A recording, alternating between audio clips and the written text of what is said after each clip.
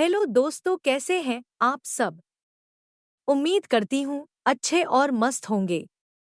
प्यारे दोस्तों, आज की कहानी है गरीब जेठानी और अमीर देवरानी की गर्मी। यह कहानी एक संयुक्त परिवार में रहने वाली दो महिलाओं, ठानी निर्मला और देवरानी उर्मिला के रिश्ते की है।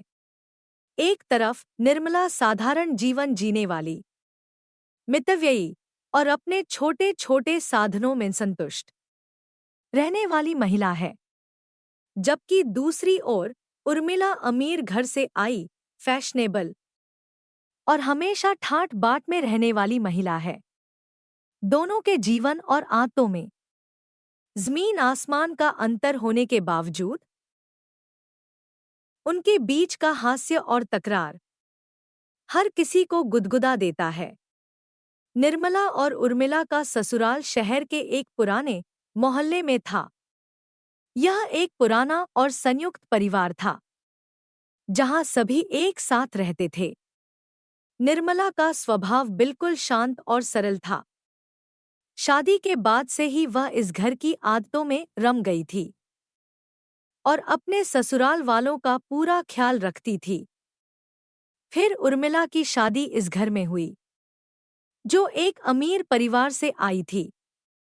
उसके रहने का तरीका, कपड़े पहनने का स्टाइल और खाने पीने के शौक, सब कुछ अलग था। जैसे ही वह घर में आई, उसके ढंग और बर्ताव से ही पता चल गया कि वह एक आलीशान जिंदगी जीकर आई है। गर्मियों का मौसम आ गया। घर के सभी लोग पंखों और कूलर पर निर्भर थे, लेकिन उर्मिला को एयर कंडीशन एसी की आदत थी। उसने पति से कहा, सुनिए जी, इस घर में एसी क्यों नहीं है? मैं इस तपती गर्मी में कैसे रह पाऊंगी? पति ने समझाते हुए कहा, अरे, यहाँ सभी तो पंखे और कूलर में ही खुश रहते हैं।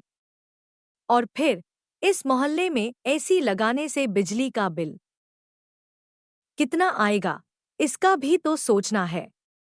उर्मिला ने अपने पति की बात को अनसुना कर दिया और एसी लगवाने की जिद पर अड़ गई। आखिरकार उसकी जिद के आगे सबको झुकना पड़ा और उसके कमरे में एसी लगवा दिया गया। एक दिन उर्मिला एसी में बैठी ठंडी ठंडी हवा का आनंद ले रही थी। तभी उसकी नजर बाहर बैठी निर्मला पर पड़ी, जो तपती गर्मी में पसीने से भीगी हुई थी और पुराने पंखे की हवा में बैठी थी। उर्मिला को उस पर थोड़ा तरस आया और उसने कहा, अरे दीदी, आप भी अंदर आ जाइए, यहाँ ठंडक में आराम मिलेगा। निर्मला ने हंसते हुए कहा, अरे रहने दो बहू, तुम आराम से ठंडी हवा खाओ। हम तो आदतन ऐसे ही पंखे में खुश रहते हैं। यह सुनकर उर्मिला को थोड़ी हैरानी हुई। उसे समझ नहीं आ रहा था कि कोई बिना एसी के कैसे रह सकता है। फिर उसने हंसते हुए ताना मारा, दीदी, कहीं आदत के नाम पर आप कंजूसी तो नहीं कर रही? निर्मला ने मुस्कुराते हुए जवाब दिया, अरे बहू, कंजूसी नहीं है ये तो साधारण जीवन की सादगी है। हम तो यूं ही खुश रहते हैं। अगले महीने का बिजली का बिल आया, जो उर्मिला के एसी के कारण काफी ज्यादा था। पूरे परिवार के होश उड़ गए। सास, ससुर, ननद सभी ने उर्मिला की ओर देखा, जैसे सारे सवाल उसी से पूछ रहे हों। निर्मला ने मुस्कुराते हुए कहा, देखा बहू, हमने तो पहले ही कहा था कि यह गर्मी सिर्फ तुम्हें नहीं, बल्कि पूरे परिवार को गर्म कर देगी। अब बताओ, इतनी महंगी ठंडक का मजा लिया तो बिल का हिसाब भी तुम्हें ही संभालना पड़ेगा। उर्मिला ने मन ही मन सोचा कि उसकी आदतें यहाँ पर किसी को समझ में नहीं आ रही हैं, लेकिन उसे भी अपने आराम की आदत नहीं छोड़नी थी। इसलिए उसने बिजली का बिल खुद ही देने की बात मान ली। फिर आया गर्मी की छुट्टियों का समय। परिवार ने तय किया कि इस बार सभी लोग गांव चलेंगे। जहां कूलर या एसी का कोई साधन नहीं होता था। उर्मिला को गांव जाने का नाम सुनकर ही सिरदर्द होने लगा। उसने कहा, अरे, गांव में क्या रखा है? वहां तो बिजली भी नहीं होगी और मच्छर ही मच्छर होंगे। निर्मला ने हंसते हुए कहा, अरे बहू, गांव की हवा में जो सुकून है वो एसी में कहाँ, बस एक बार चलो, खुद ही देख लेना। उर्मिला ने अनमने ढंग से गांव जाने की बात मान ली। गांव में पहुंचते ही उर्मिला को तपती धूप ने घेर लिया, लेकिन शाम होते ही जब खेतों की ठंडी हवा चली तो उसे भी सुकून महसूस हुआ।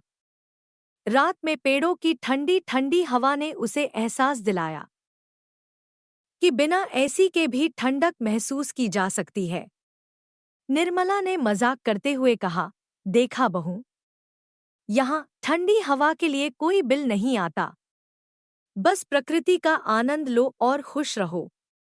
उर्मिला ने मुस्कुराते हुए सिर हिलाया और समझ गई कि जिंदगी के छोटे छोटे सुख और सादगी का असली मजा क्या होता है।